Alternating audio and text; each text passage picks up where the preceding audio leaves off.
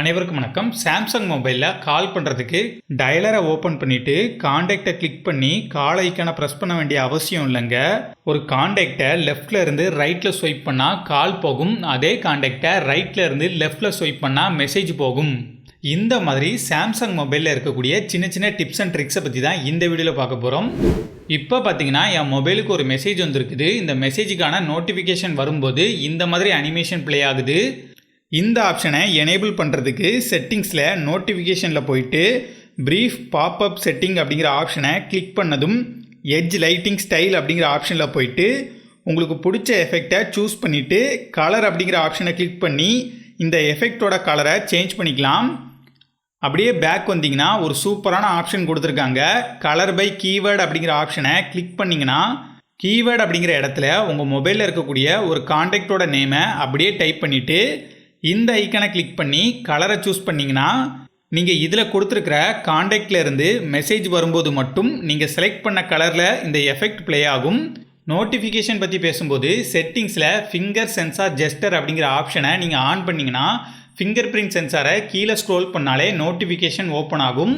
ரெண்டாவது நம்ம பார்க்க போகிற ட்ரிக் என்னன்னா டாக்குமெண்ட் ஸ்கேனர். சம்டைம்ஸ் நம்மளோட நோட்ஸ் அசைன்மெண்ட் எல்லாத்தையுமே நம்ம ஃப்ரெண்ட்ஸுக்கு ஃபோட்டோ எடுத்து சென்ட் பண்ணுவோம். நீங்கள் அந்த மாதிரி சென்ட் பண்ணும்போது கேமராவை ஓப்பன் பண்ணிவிட்டு செட்டிங்ஸில் சீன் ஆப்டிமைசர் அப்படிங்கிற ஆப்ஷனை கிளிக் பண்ணிவிட்டு இந்த ரெண்டு ஆப்ஷனையும் ஆன் பண்ணிவிட்டு ஒரு டாக்குமெண்ட்டை ஃபோட்டோ எடுக்க ட்ரை பண்ணிங்கன்னா டேப் டு ஸ்கேனுன்னு ஒரு ஆப்ஷன் காமிக்கும். அதை கிளிக் பண்ணி ஃபோட்டோ எடுத்திங்கன்னா டாக்குமெண்ட்டை பெர்ஃபெக்டாக க்ராப் பண்ணுறதுக்கெலாம் ஆப்ஷன் கொடுத்துருப்பாங்க. அதை யூஸ் பண்ணி நீட்டாக க்ராப் பண்ணிக்கலாம். இதுக்குன்னு நீங்கள் தேர்ட் பார்ட்டி அப்ளிகேஷனை யூஸ் பண்ண தேவையில்ல. இப்போ உங்கள் ஃப்ரெண்டு வாட்ஸ்அப்பில் உங்களுக்கு ஒரு மெசேஜ் அனுப்பிட்டு அந்த மெசேஜை டிலீட் பண்ணிட்டாங்க. அப்படி டிலீட் பண்ண மெசேஜ் என்ன மெசேஜ் அப்படிங்கிறத நீங்கள் பார்க்கணும்னு நினச்சிங்கன்னா சாம்சங் மொபைலில் எந்த தேர்ட் பார்ட்டி அப்ளிகேஷனையும் யூஸ் பண்ணாமலேயே உங்களால் பார்க்க முடியும். செட்டிங்ஸில் நோட்டிஃபிகேஷன் ஹிஸ்ட்ரி அப்படிங்கிற ஆப்ஷனை ஆன் பண்ணிக்கோங்க. ஆன் பண்ணதுக்கு அப்புறமா உங்கள் மொபைலுக்கு வரக்கூடிய எல்லா நோட்டிஃபிகேஷனுமே இதில் சேவ் ஆகும். உங்கள் ஃப்ரெண்டு உங்களுக்கு ஒரு மெசேஜ் அனுப்பிட்டு அதை டிலீட் பண்ணால் கூட இது மூலமாக அது என்ன மெசேஜ் அப்படிங்கிறத உங்களால் பார்த்துக்க முடியும். வாட்ஸ்அப்போட டிப்ஸ் அண்ட் ட்ரிக்ஸை பற்றி தனியாக ஒரு வீடியோவே அப்லோட் பண்ணியிருக்கேன். இந்த வீடியோவை பார்த்து முடிச்சுட்டு மறக்காமல் அந்த வீடியோவும் பாருங்கள். வாட்ஸ்அப்பில் வந்துட்டு மெசேஜ் பண்ணாமல் போனால் எப்படி? நீங்கள் அந்த மாதிரி மெசேஜ் பண்ணும்போது ஸ்பேஸ் பாரை அழுத்தி பிடிச்சிட்டு எந்த பக்கம் ஸ்க்ரோல் பண்ணாலும் அந்த பக்கம் கர்சர் மூவ் ஆகும்.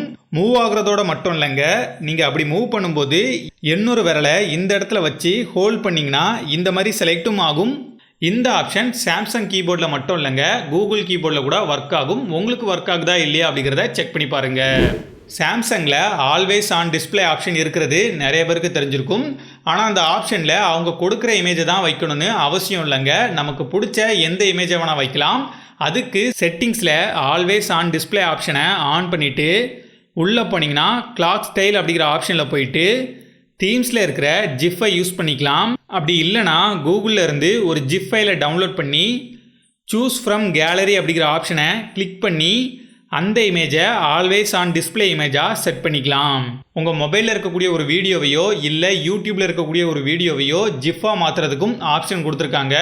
அதுக்கு நீங்கள் செட்டிங்ஸில் எட்ஜ் பேனல் அப்படிங்கிற ஆப்ஷனை ஆன் பண்ணிவிட்டு அதில் பேனல்ஸில் ஸ்மார்ட் செலக்ட் அப்படிங்கிற ஆப்ஷனை ஆன் பண்ணிக்கோங்க. இதுக்கப்புறமா ஒரு வீடியோவை ப்ளே பண்ணிவிட்டு எட்ஜ் பேனலை ஓப்பன் பண்ணிங்க அப்படின்னா அனிமேஷன் ஒரு ஆப்ஷன் இருக்கும். அதை கிளிக் பண்ணிங்கன்னா இந்த மாதிரி ஓப்பன் ஆகும். இதில் ரெக்கார்ட் ஆப்ஷனை கிளிக் பண்ணி இந்த வீடியோவை ஒரு ஜிஃபாவும் உங்களால் மாற்றிக்க முடியும். வேணும்னா இதை கூட உங்களால் ஆல்வேஸ் ஆன் டிஸ்பிளே இமேஜாக செட் பண்ணிக்க முடியும்.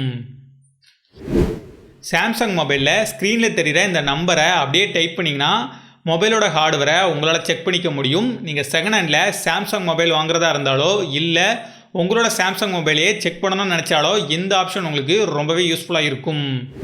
மொபைலோட ஸ்க்ரீனை லாக் பண்ணுறதுக்காக ஒவ்வொரு தடவையும் லாக் பட்டனை ப்ரெஸ் பண்ண வேண்டிய அவசியம் இல்லைங்க. செட்டிங்ஸில் இந்த ஆப்ஷனை ஆன் பண்ணிவிட்டு நீங்கள் ஸ்க்ரீனை டபுள் டேப் பண்ணாலே ஸ்க்ரீன் ஆஃப் ஆகிரும். செட்டிங்ஸில் சைடு கீ அப்படிங்கிற ஆப்ஷனில் போயிட்டு ஓப்பன் ஆப் அப்படிங்கிற ஆப்ஷனை ஆன் பண்ணிவிட்டு பக்கத்தில் இருக்கிற கியர் ஐக்கனை கிளிக் பண்ணி டார்ச்சை செலக்ட் பண்ணிக்கோங்க. இனி நீங்கள் லாக் பட்டனை டபுள் டேப் பண்ணால் டார்ச் ஆன் ஆகும்.